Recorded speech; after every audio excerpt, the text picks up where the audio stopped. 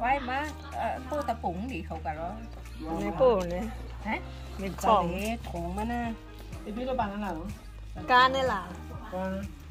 ตีนยาวเลยแต่ว่า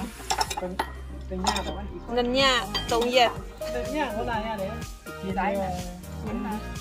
เงินเนี่ย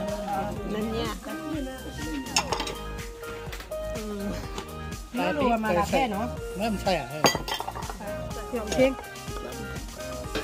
ตะเจี๊ยบพูดมาได้ช่วยมาชิมนะเดี๋ยวเนี่ยตะเจี๊ยบพูดอะไรจ่ายมาชิมเนี่ยมาชิมว่าตะเจี๊ยบพูดอะไร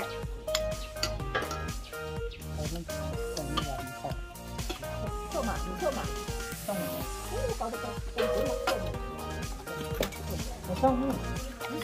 เราก็ชิมไว้ให้มาชิมไปแล้วชิมมาห้ามกล้วย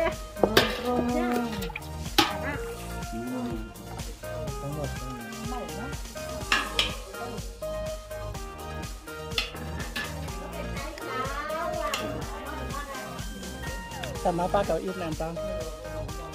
ขอบคุณท่านจ้ะ